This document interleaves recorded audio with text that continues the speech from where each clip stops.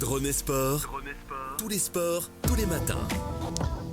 Tous les sports, tous les matins, c'est Drone et Sport, votre rendez-vous quotidien pour toute l'actualité sportive avec Karim Droné. Bonjour Karim. Bonjour Adil, bonjour à toutes et bonjour à tous. On commence par l'actualité du foot et le sacre du Real Madrid.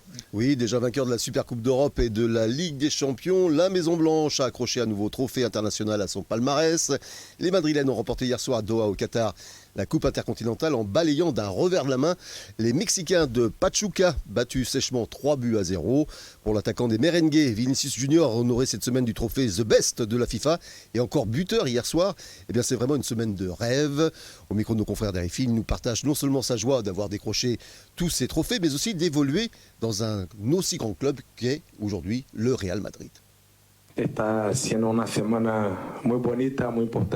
Cela a été une semaine très agréable pour moi et pour tous les joueurs qui ont évolué avec moi depuis mon enfance, ainsi que pour ceux du Real Madrid qui m'aident tous les jours à réaliser des choses incroyables. J'ai toujours rêvé de jouer avec de grands joueurs et de gagner des titres. C'est un très bon groupe, on se soutient mutuellement. Chaque match au Real Madrid est une finale, on veut toujours tout gagner. Ce n'est pas n'importe quel trophée, car nous avons été sacrés meilleur club du monde. Je pense que c'est mon 3e trophée dans cette compétition. Je veux continuer à écrire l'histoire ici.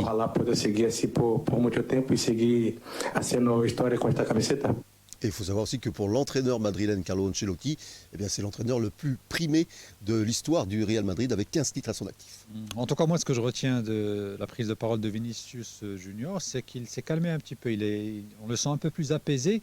Et ça contraste avec la colère qui était à la scène après les résultats du Ballon d'Or. Souvenez-vous, lorsque le Ballon d'Or a été attribué à Rodrigo, oui. Il avait mal pris, Vinicius. Oui, là, pour le coup, ça va un peu mieux. Voilà. Oui, enfin bon. On parle du Real qui se porte plutôt bien en ce moment, après un début de saison compliqué. Tout sourit également pour un club italien, en l'occurrence, il s'agit de l'Atalanta Bergame. Oui, alors le club du Ballon d'Or africain, le Nigérian Ademola Lookman, domine non seulement le championnat italien, mais aussi la Coupe. Leader de la Serie A, l'Atalanta Bergame a écrasé hier Cesena, actuel 5e de Série B, sur le score de 6-1 pour se qualifier. Cesena, voilà, avec l'accent, oui, c'est joli. Donc 6-1 pour se qualifier donc pour les quarts de finale de la Coupe d'Italie.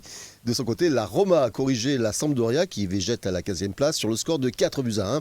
En quart de finale, Bergame et l'AS Rome rejoignent Bologne, l'AC Milan, Empoli, la Lazio et la Juventus Turin sur donc les quarts de finale de cette Coupe d'Italie. Et ce soir, le dernier match des 8e de finale opposera l'Inter Milan à Udinese. En France, on jouait hier un match au sommet. Oui, c'était en match décalé de la 16e journée de Ligue 1. Le Paris Saint-Germain a encore frappé un grand coup en terrassant l'AS Monaco sur le score de 4-2 grâce notamment à un doublé d'Ousmane Dembélé. Un résultat donc qui rassure les Parisiens à 3 semaines du trophée des champions contre les mêmes monégasques. Au micro de nos confrères d'RFI, on écoute justement la réaction du buteur de la rencontre, Ousmane Dembélé. C'était un match difficile. On sait que Monaco est une bonne équipe. On la voit en championnat et aussi dans la Ligue des Champions.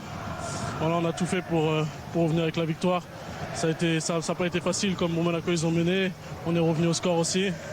Et franchement, je pense qu'on mérite cette victoire aujourd'hui. Jamais on est sorti du match et surtout qu'on n'a pas été concentré pendant au moins une bonne quinzaine de minutes quand on est revenu à la seconde période. Et voilà, on l'a payé cash face à une équipe comme Monaco et voilà, on a su rester dans le match et revenir. Oui, ouais. Monaco qui a enregistré sa 5e défaite en 10 matchs, toutes compétitions confondues, comme face à Arsenal, au Benfica ou encore à l'OM. Et le PSG, lui, s'envole au classement avec 10 points d'avance sur Monaco et l'Olympique de Marseille, justement. Merci Karim, c'était tout pour l'actualité sportive du jour. À demain. À demain.